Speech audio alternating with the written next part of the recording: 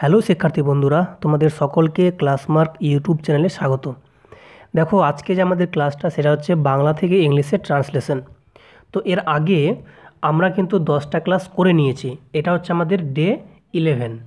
তো এর আগের ক্লাসগুলো যারা তোমরা দেখোনি, তোমরা কিন্তু অতি অবশ্যই আমাদের চ্যানেলের প্লেলিস্টে গিয়ে কিন্তু ভিডিওগুলো দেখে নিও। এবং তোমরা যারা আমাদের চ্যানেলে নতুন দর্শক রয়েছো, তোমরা কিন্তু অতি অবশ্যই চ্যানেলটিকে সাবস্ক্রাইব করে পাশে থাকা বেল আইকন অবশ্যই প্রেস করে দিও, তাহলে কিন্তু সবার আগে তুমি নোটিফিকেশানটা পেয়ে যাবে। তো দেখো আজকের ক্লাসটা। তো দেখো, প্রথমেই আমরা একটা সুন্দর প্যাসেজ নিয়েছি। এই প্যাসেজটাকে আমরা কিন্তু ভালো করে পড়ে এর অর্থটা ভালো করে বুঝে আমরা কি করব, প্রত্যেকটা সেন্টেন্সকে ভেঙে ভেঙে দেখাবো কিভাবে ট্রান্সলেট করতে হয়। ওকে, তো চলো আর বেশি দেরি না করে ক্লাসটা শুরু করা যাক। দেখতে পাচ্ছ প্যাসেজটা আমি পড়ছি, দেখো। বলেছে, বাঘ বন্য জন্তু, সে বনে বাস করে। বাঘ কদাচিৎ দিনের বেলায় বেরোয়, সে রাতে শিকারে বেরোয়। বাঘ হরিণ ও অন্যান্য জন্তুকে হত্যা করে। বাঘ এত বলবান যে মহিষকেও মারতে পারে। ঠিক আছে, সে প্রায়ই ঝোপের মধ্যে লুকিয়ে থাকে।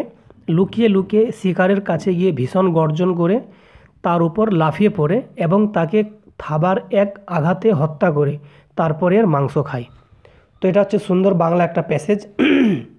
তো চলো আমরা একটা প্রথম বাক্যটাকে আমরা একটা সিঙ্গেল পেজে নিয়ে নিই। তো দেখতে পাচ্ছ লেখা আছে, বাঘ বন্য জন্তু, সে বনে বাস করে। তো তোমরা প্রত্যেকেই জানো যে এখানে যদি এই বাক্যটাকে আমাকে লিখতে হয়, তো তোমরা জানো প্রথমে আমাদের সাবজেক্ট লিখতে হয়। তো এখানে সাবজেক্ট হচ্ছে বাঘ, তারপরে ভার্ব লিখতে হয়। এখানে ভার্বটা হচ্ছে হয়, ওটা দেওয়া নেই, তোমাকে বুঝে নিতে হবে। এখানে একটা ভার্ব বসবে, তারপরে বসবে অবজেক্ট থাকতে পারে অথবা কমপ্লিমেন্ট থাকতে পারে। ঠিক আছে, যারা প্রথমবার দেখছো যে কমপ্লিমেন্ট বা অবজেক্টের মধ্যে পার্থক্য, তারা কিন্তু অতি অবশ্যই আমাদের যে চ্যানেলের প্লেলিস্ট রয়েছে ওখানে কিন্তু দেওয়া আছে, একটু গিয়ে দেখে নিও। দেখো, তো প্রথমে আমরা তাহলে সাবজেক্ট খুঁজবো। সাবজেক্ট হচ্ছে কোনটা বলো তো? বাঘ। তাহলে বাঘকে আমরা কী বলবো ইংলিশে? টাইগার। এটা প্রত্যেকেই জানো, ঠিক আছে। তাহলে আমরা কিন্তু লিখবো, দেখো, বাঘ। তাহলে দ্য টাইগার। তাহলে দেখো লিখলাম সাবজেক্ট। এবার লিখবো ভার্ব। ভার্ব কোনটা বলো তো? হয়। তো হয় ইংলিশকে আমরা কী লিখবো? ইজ। তাহলে কী হলো? দ্য টাইগার ইজ, দেখো, বন্য জন্তু। বন্যকে আমরা বলবো ওয়াইল্ড, আর জন্তু মানে হচ্ছে এনিম্যাল, তাহলে বলবো ওয়াইল্ড এনিম্যাল, তাই তো। তাহলে বলবো the tiger is a wild, দেখো, এনিম্যাল। ওকে, দেখো এরপরের বাক্য লেখা আছে, সে বনে বাস করে। তো দেখো, আমরা সে মানে কি বলো তো? বাঘটাকে বলছি। তো দেখো, সে ইংরেজি তুমি এখন হি অথবা সি বসাতে পারবে না। কেন? এটা যেহেতু একটা জন্তু, তো এখানে আমরা হি সি এর পরিবর্তে ইট ব্যবহার করব। কী ব্যবহার করবো বললাম? ইট। ঠিক আছে, তাহলে লিখলাম ইট। দেখো, বাস করে, এটা ভার্ব। তো বাস করা ইংরেজি তুমি জানো, এটা হচ্ছে লিভ। তো যেহেতু দেখো মানে সে, এটা একটা অবশ্যই থার্ড পারসন এবং সিঙ্গুলার নাম্বার, তাই কিন্তু ভার্ব ওয়ানের সাথে এস অথবা এস যোগ হয়। তো বাস করা যে লিভ, তাহলে যেহেতু এখানে বাস করা লিভ আছে এবং ইটটা হচ্ছে থার্ড পারসন সিঙ্গুলার, এটা থার্ড পারসন সিঙ্গুলার, তাই আমরা কী করবো? এস যোগ করে দেবো লিভস। ওকে, তাহলে কী হলো? দেখো, ইট লিভস, দেখো, বনে। তাহলে বলতে পারি ইন দ্য ফরেস্ট। ঠিক আছে, ইন দ্য ফরেস্ট। তাহলে দেখো বাক্যটা হয়ে গেল, the tiger is a wild animal, it lives in the forest. Okay, আশা করি বুঝতে পেরেছ। চলো নেক্সট বাক্য দেখে নেওয়া যাক। বলেছে, বাঘ কদাচিৎ দিনের বেলায় বেরোয়। তো এই বাক্যটাকে ইংলিশে করতে হলে তোমাকে প্রথমে সাবজেক্ট খুঁজতে হবে। তো এখানে সাবজেক্ট কোনটা বলো তো? বাঘ। ঠিক। দেখো, এবার আমরা আগের বাক্যটাতে বাঘ কথাটা একবার আমরা ইউজ করেছিলাম, দ্য টাইগার, কিন্তু আমরা বারবার তো আর বাঘ কথাটা লিখবো না, আমরা ইউজ করব ইট। তাহলে দিলাম ইট, এটা হচ্ছে আমাদের সাবজেক্ট। এবার দেখো, এই যে বলছে কদাচিৎ, এই কদাচিৎ মানে কি বলো তো? খুব মানে রেয়ার যাকে বলে, ঠিক আছে, দেখা যায় না বললেই চলে, এমন হচ্ছে কদাচিৎ। এটাকে আমরা বলবো সেলডম। কী বললাম? সেলডম। সেলডম মানে হচ্ছে কদাচিৎ। ওকে, তাহলে দেখো, ইট সেলডম, দেখো, বেরোয়। তো বের হওয়া আমরা কী বলি ইংলিশে? Come out. আর যেহেতু এখানে ইট বলছি, এটা থার্ড পারসন সিঙ্গুলার, তাহলে হবে কামস আউট। ওকে, কী হবে? Comes out. ওকে, দেখো বলছে দিনের বেলায়, তাহলে দিনের বেলায় কী বলবো ইংলিশে? By day. তাহলে বাক্যটা হয়ে গেলো it seldom comes out by day, মানে এটা কদাচিৎ বা প্রায় দিনের বেলায় বের হয়, মানে দিনের বেলা বের হয় না বললেই চলে। তো আশা করি বাক্যটা বুঝতে পেরেছো। এখানে সেলডমটা হচ্ছে একটা অ্যাডভার্ব। ওকে ওকে, চলো দেখো নেক্সট বাক্য। বলছে সে রাতে শিকারে বেরোয়। ঠিক আছে, মানে রাত্রেবেলা শিকারের খোঁজে বেরোয়। তাহলে আবার সেই একই রকমভাবে সাবজেক্ট হচ্ছে সে, তাহলে বলবো ইট। ওকে, তাহলে ইট দেখো বের হয়, তাহলে বের হওয়াকে কী বলবো? Comes out. জাস্ট একটু আগেই লিখেছি, তুমি দেখতে পেরেছে। ঠিক আছে, কামস আউট।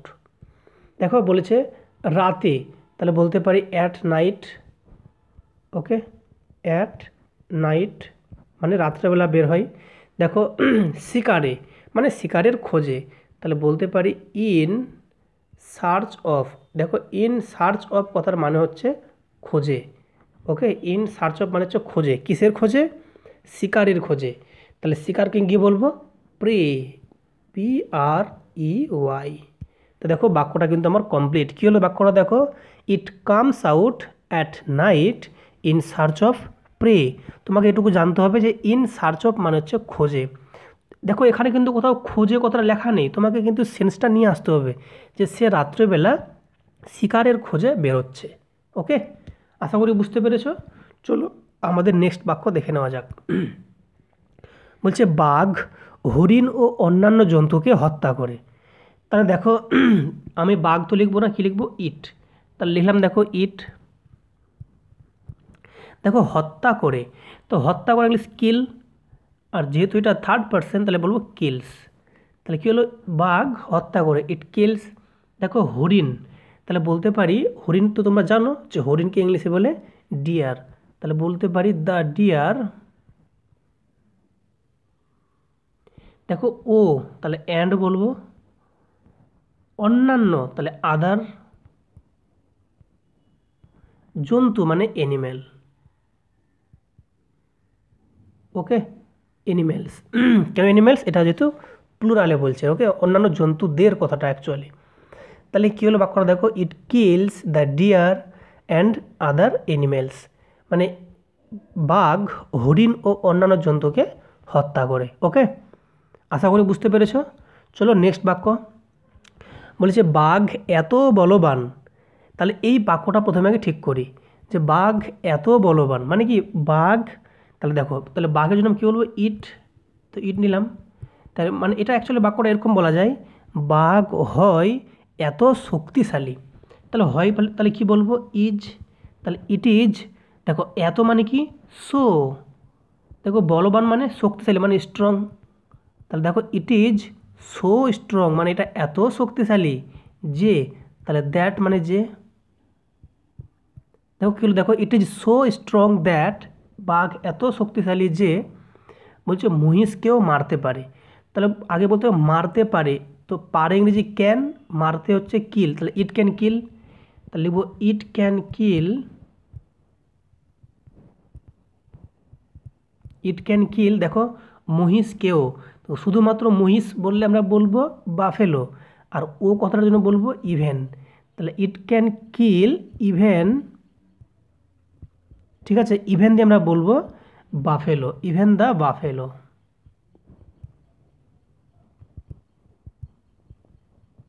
ওকে, তাহলে বাক্যটা কিন্তু আমার পুরো কমপ্লিট হয়ে গেল। কী হলো? দেখো it is so strong that it can kill even the buffalo. বলছে বাঘ বা এটা এতই শক্তিশালী যে এটা এমনকি মহিষকেও মারতে পারে। ওকে, আশা করি বুঝতে পেরেছো। চলো নেক্সট বাক্য কী আছে দেখো। বলছে সে প্রায়ই ঝোপের মধ্যে লুকিয়ে থাকে। তাহলে আবার সেই একই রকমভাবে সাবজেক্ট কোনটা? সে। তা কী লিখবো? ইট। ওকে, তাহলে সে হয়ে গেল। এবার দেখো লুকিয়ে থাকে, তো লুকিয়ে থাকে ইংলিশ কি? হাইড, আর যেহেতু এটা থার্ড পারসন তাহলে কী লিখব? হাইডস। ওকে, আচ্ছা এই যে বলছে প্রায়ই, তো এই কথাটাকে ভার্বের আগে এই জায়গাতে অ্যাড করা উচিত। তো দেখো প্রায় কথাটাকে আমরা বলবো ভেরি অফেন। তো দেখো এটাকে এভাবে লিখলেও হবে, প্রথম দিকে যদি লিখে দিই ভেরি অফেন, তবে কিন্তু বাক্যটা আরও সুন্দর হবে। কীরকম দেখো লিখছি আমি ভেরি অফেন, আমি এটা প্রথমে লিখছি, হ্যাঁ, বাক্যের সৌন্দর্য বৃদ্ধি পাবে। ইট ভেরি অফেন, এটা হচ্ছে প্রায়ই। এবার লিখবো সে, তাহলে ইট। ওকে, তাহলে ভেরি অফেন ইট, দেখো লুকিয়ে থাকে, তাহলে হাইডস। দেখো ঝোপের মধ্যে, তা ঝোপ ইংলিশ তো তোমরা জানো, এটাকে আমরা বলি বুশ, তাহলে বলবো ইন এ বুশ।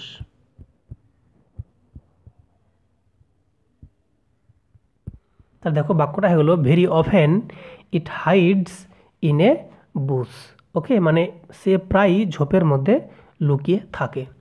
ওকে, চলো দেখো নেক্সট বাক্য বলেছে লুকিয়ে লুকিয়ে শিকারের কাছে গিয়ে ভীষণ গর্জন করে তার উপর লাফিয়ে পড়ে। তো দেখো প্রথমে লিখব, আগে দেখব কী লিখবো, শিকারের কাছে গিয়ে। তো আমরা যাওয়াটাকে বলবো অ্যাপ্রোচিং। দেখো লিখছি আমি, দেখো শিকারের কাছে গিয়ে, তাহলে লিখবো অ্যাপ্রোচিং, কী বলো তো, ইটস প্রে, মানে শিকারের কাছে গিয়ে লিখছি, দেখো অ্যাপ্রোচিং,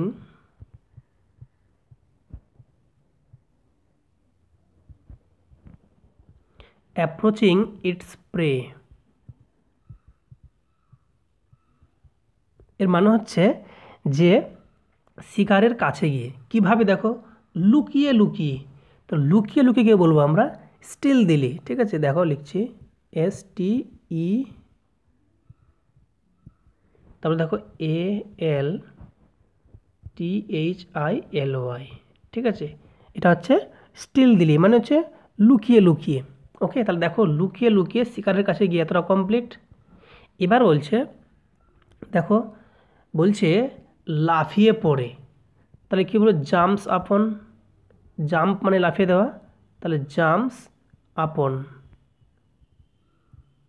কিসের, দেখো বলছে তার ওপর, তাহলে জাম্পস আপন, ঠিক আছে, ইট বলতে পারি, ক্লিয়ার, জাম্পস আপন ইট মানে এটার উপরে, এটা মানে এখানে বলতে চেয়েছে শিকারের উপরে, ঠিক আছে, তাহলে এতটা ক্লিয়ার, তাহলে তার ওপরে লাফিয়ে পড়ে, এতটা কমপ্লিট।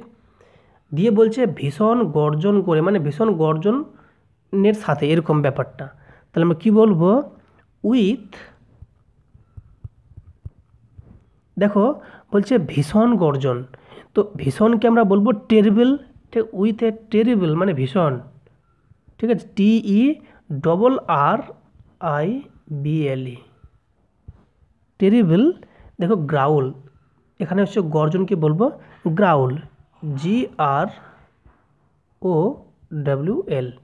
ওকে, তাই এই হচ্ছে আমাদের কমপ্লিট সেন্টেন্স। দেখো প্রত্যেকটা বাক্য কিন্তু আমি ভেঙে ভেঙে দেখে দিয়েছি প্রত্যেকটা পার্টকে। তাহলে বাক্যটা হলো ultimately approaching its prey still দিলি, ঠিক আছে।